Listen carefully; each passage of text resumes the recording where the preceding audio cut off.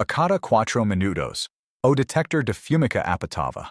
Durante 19 dias, ele não fez nada. A bateria custava $3. Ele tinha 14. Mas $14 também era a diferença entre sua filha ir na excursão.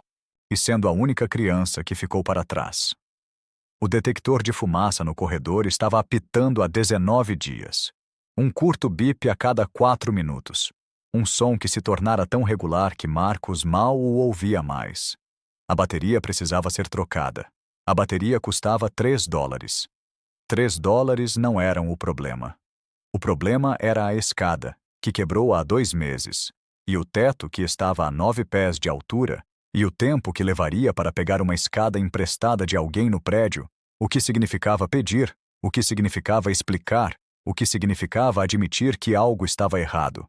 Então, o detector de fumaça apitava, a cada 4 minutos, dia e noite. Uma pequena reclamação eletrônica que ninguém respondia. Sua filha, Jade, havia parado de mencioná-lo no 6º dia. Ela costumava contar os segundos entre os bips, costumava dizer, aí está toda vez que o som aparecia, como um jogo. Agora ela não dizia nada. Agora ela se movia pelo apartamento como se o som não existisse, o que era seu próprio tipo de silêncio. Marcos acordou às 4h40 da manhã sem o despertador. Seu corpo havia aprendido a acordar antes do som. Um mecanismo de defesa contra o tom eletrônico estridente que o lembrava demais do detector de fumaça, de todas as pequenas coisas quebradas em sua vida que apitavam e reclamavam e esperavam por atenção que ele não podia dar. O quarto estava frio. O aquecimento funcionava, mas funcionava de maneira desigual. Quente na sala de estar, fresco nos quartos, um problema de distribuição que o síndico do prédio havia prometido consertar e nunca fez. Marcos havia parado de perguntar. Perguntar significava esperar por alguém que não viria. Ele se vestiu no escuro. Calças de trabalho com uma mancha no joelho que ele havia parado de tentar remover. Camiseta térmica, flanela. As botas perto da porta que ele amarrava bem apertadas porque a direita estava começando a soltar no tornozelo. Na cozinha, ele fez café instantâneo com água que levou 3 minutos para aquecer, porque a chaleira elétrica havia quebrado e ele estava usando uma panela no fogão agora. Ele bebeu em pé, olhando pela janela para a rua abaixo, para os carros já se movendo, para o mundo começando seu dia sem pedir permissão. O detector de fumaça apitou. Ele não olhou para cima. Às 5h15, ele escreveu uma nota para Jade. Cereal na bancada. Tranque a porta. Fique segura. Ele vinha escrevendo variações dessa nota por 4 anos, desde que a mãe dela foi embora, e ele se tornou o que as pessoas chamavam de pai solteiro negro. Uma frase que carregava um peso que ele não esperava. As pessoas a usavam como uma categoria, como uma caixa em um formulário, como algo que explicava tudo e nada ao mesmo tempo. Ele não era uma categoria. Ele era um homem com uma filha e um emprego e um detector de fumaça que não parava de apitar. Ele deixou a nota na mesa e fechou a porta silenciosamente atrás dele. O depósito de saneamento ficava do outro lado da cidade, um prédio cinza cercado por caminhões cinzas e pavimento cinza. Marcos trabalhava lá há 6 anos, começando como ajudante na parte de trás de um caminhão e subindo até motorista, o que significava um pagamento melhor e horários piores e um tipo diferente de exaustão. Sua rota começava às 6 da manhã e terminava quando terminava, o que às vezes era ao meio-dia, às vezes às 3 da tarde e às vezes mais tarde, dependendo do trânsito e do clima e da teimosia particular do lixo que não queria ser coletado. Hoje era um dia longo. Ele sabia disso antes de começar, podia sentir na pesadez do ar e na lentidão dos outros motoristas, e na maneira como seu supervisor, um homem chamado Earl, evitava o contato visual ao distribuir as atribuições. Rota 14, disse Earl. Corrida completa. A Rota 14 era a mais longa, aquela que serpenteava por áreas industriais e complexos de apartamentos e os fundos de restaurantes, onde os contêineres transbordavam e os ratos observavam sem medo. Marcos aceitou a tarefa sem reclamar. Reclamar não mudava as tarefas. Reclamar apenas fazia Earl lembrar seu nome. Ele dirigiu. Ele parou. Ele observou seu parceiro, um homem mais jovem chamado Darius que falava demais e trabalhava devagar, jogar sacos na parte de trás do caminhão com a descuido de alguém que ainda não havia aprendido que a falta de cuidado custava energia. Marcos não disse nada. Ele havia parado de corrigir Darius semanas atrás. A correção exigia explicação, e a explicação exigia paciência, e a paciência era um recurso que ele havia esgotado muito antes daquela manhã. Às 11h30, eles pararam para almoçar perto de um parque, onde os bancos estavam vazios e as árvores estavam nuas. Marcos comeu um sanduíche que ele havia feito na noite anterior. Manteiga de amendoim, sem geleia, o pão levemente amanhecido. Darius comeu fast food de um saco, o cheiro de gordura preenchendo a cabine. Você tem filhos? Darius perguntou. Quantos anos? 12. Essa é uma idade difícil. Marcos olhou para ele. Darius tinha 23, talvez 24, sem filhos e sem entender o que uma idade difícil significava. Mas ele não estava errado. 12 era difícil. 12 era a idade em que Jade começou a fechar a porta. Quando ela parou de contar a ele sobre a escola. Quando o espaço entre eles cresceu de uma fresta para uma lacuna, para algo que parecia, em alguns dias, um cânion. Disse Marcos. Eles terminaram o almoço. Eles terminaram a rota. Marcos saiu às 14h47 e pegou o ônibus para casa, em pé na parte de trás, porque os assentos estavam cheios, segurando um poste que havia sido tocado por 1000 mãos, observando a cidade passar por janelas embaçadas. O detector de fumaça estaria apitando quando ele chegasse em casa. Ele estava sempre apitando.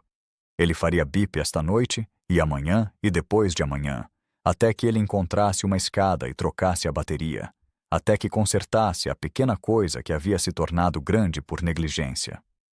Ele fechou os olhos e contou as paradas. Jade estava na mesa da cozinha quando ele chegou, sua lição de casa espalhada à sua frente, seu lápis não se movendo. Ela tinha 12 anos, com o rosto da mãe e o silêncio do pai, uma combinação que a tornava difícil de ler e impossível de ignorar. Oi, disse Marcos. Oi. Ele colocou sua bolsa no balcão. O apartamento não cheirava a nada, o que significava que ela não havia cozinhado, o que significava que ela havia comido cereal no almoço ou não comido nada. Ele não perguntou. Perguntar às vezes piorava as coisas. Como foi a escola? Bem. Aconteceu algo? Não. O detector de fumaça bipou. Nenhum dos dois reagiu. Marcos abriu a geladeira e olhou para o conteúdo. Metade de uma caixa de ovos, um pouco de arroz sobrado, um saco de cenouras murchando, um bloco de queijo que ele havia comprado em promoção 2 semanas atrás. Ele calculou as refeições na cabeça. Hoje à noite, amanhã, talvez depois de amanhã se esforçasse. Então, os números acabariam e ele precisaria ir às compras, o que significava gastar dinheiro, o que significava que os números em seus outros cálculos precisariam de ajustes. Recebi uma nota da escola, Jade disse. Marcos se virou.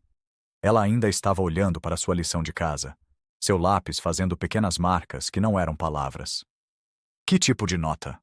Da senhora Patterson, sobre a excursão. Ele esperou. São $22. Vencimento na sexta. Hoje era terça.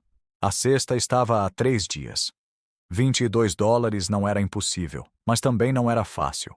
Não com a conta de luz vencendo na próxima semana, e as botas que precisavam ser trocadas, e a compra de supermercado que ele não podia adiar por muito mais tempo. Qual é a excursão? Museu de Ciências. A turma toda está indo. A turma toda. O que significava que todos saberiam se ela não fosse. O que significava que o custo social de $22 era maior do que o custo financeiro, embora ambos os custos fossem reais e ambos os custos importassem. Eu vou resolver isso, disse Marcos. Jade olhou para ele.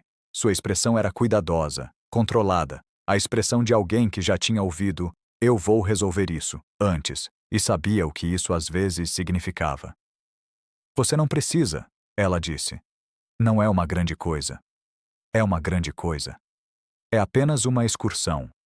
É a sua excursão. Ela desviou o olhar. O lápis se moveu novamente, fazendo marcas, preenchendo espaço. Marcos fechou a geladeira. Ele ficou na cozinha, no apartamento que apitava a cada 4 minutos, e pensou sobre $22. Ele pensou sobre os turnos extras que não lhe tinham sido oferecidos ultimamente, sobre os trabalhos paralelos que secaram quando o tempo esfriou, sobre o pote de moedas que ele mantinha no armário que tinha talvez $8, se tivesse sorte. Eu vou dar um jeito, ele disse novamente, porque dizer isso 2 vezes fazia parecer mais verdadeiro. Jade não respondeu. Naquela noite, depois que Jade foi para o quarto dela, Marcos sentou-se à mesa da cozinha com um pedaço de papel e um lápis. Ele escreveu números. Ele os riscou. Ele escreveu números diferentes. A matemática não mudava, mas o ato de escrever o fazia sentir que estava fazendo algo, como se o esforço sozinho pudesse alterar a equação. $22 até sexta-feira.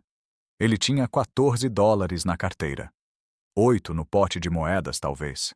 Isso dava exatamente 22, o que parecia suficiente, até ele se lembrar da passagem de ônibus para o resto da semana, do leite que estavam quase 100, do dinheiro do almoço que Jade precisaria se não levasse o dela.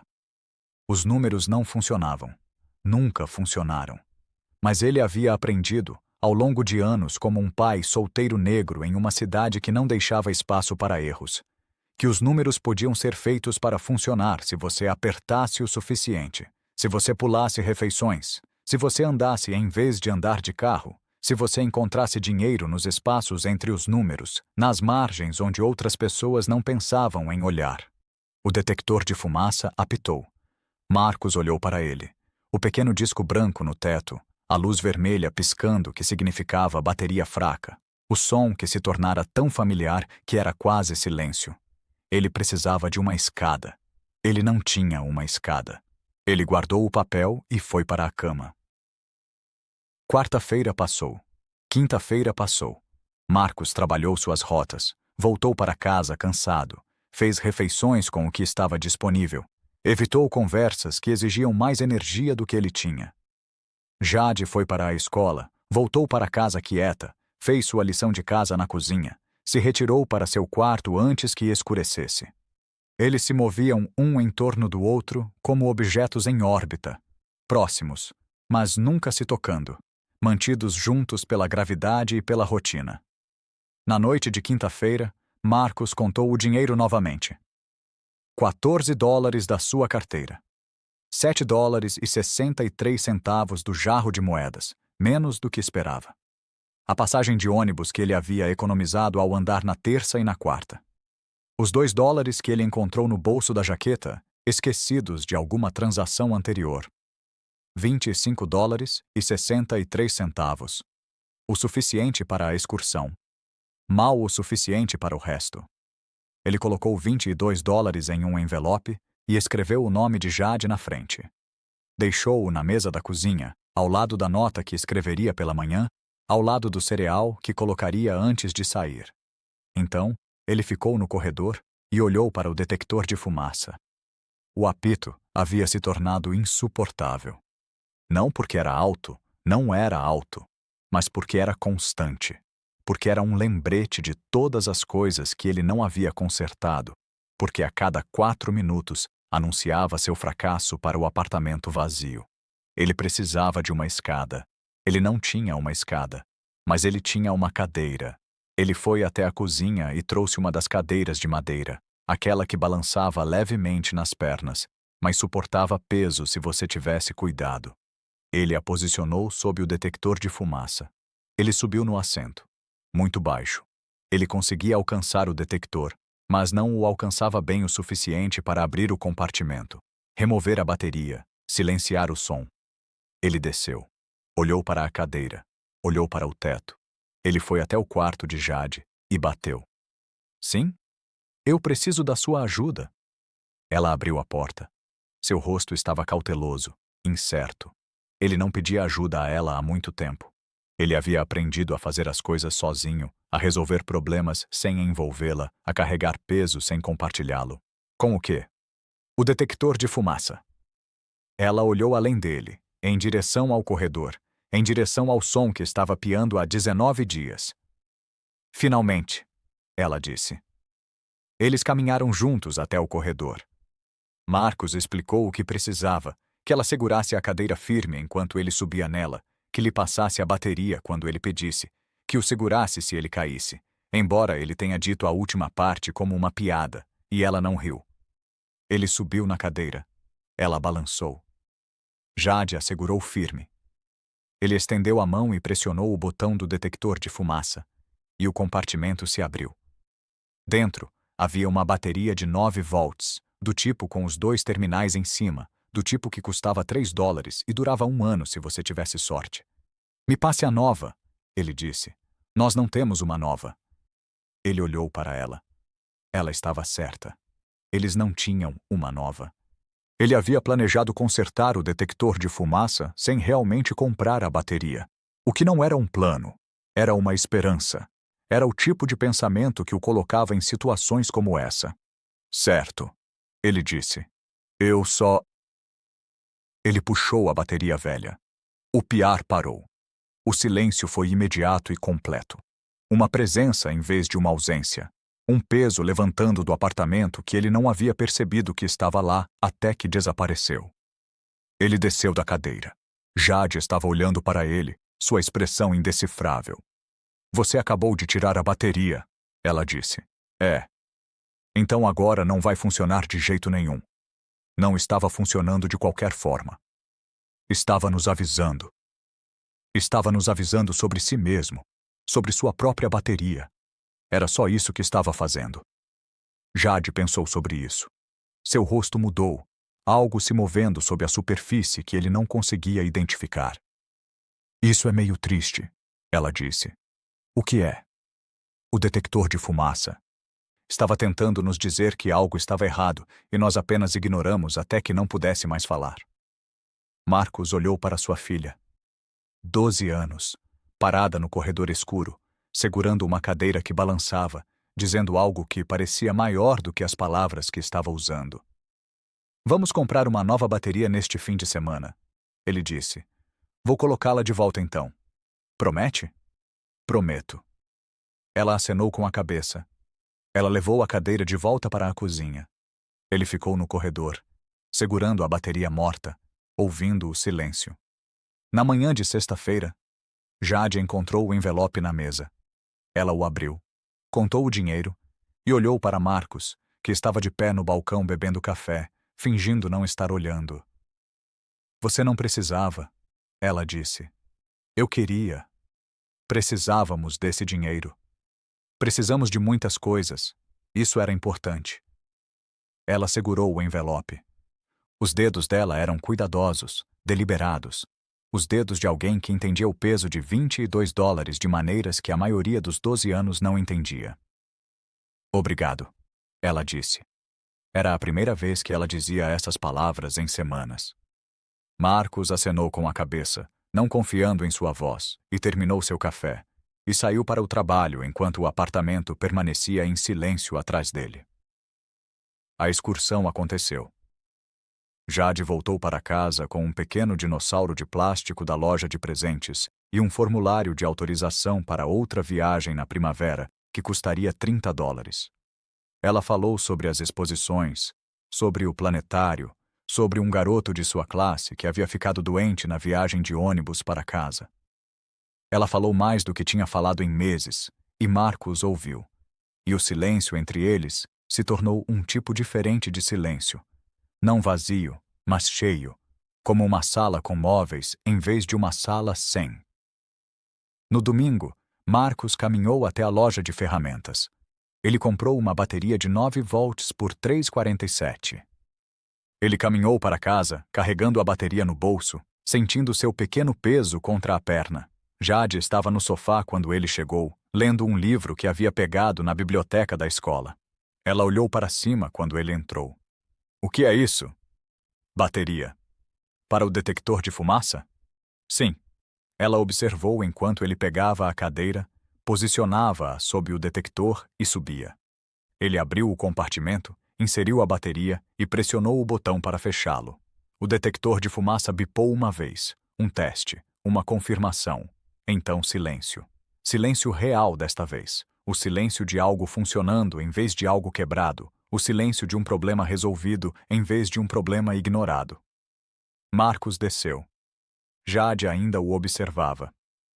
Pronto, ele disse. Finalmente. Finalmente. Ela voltou ao seu livro. Ele guardou a cadeira. O apartamento se acomodou em seus ritmos noturnos. O zumbido da geladeira, os sons distantes do tráfego, os passos ocasionais do apartamento acima, sem chilrear.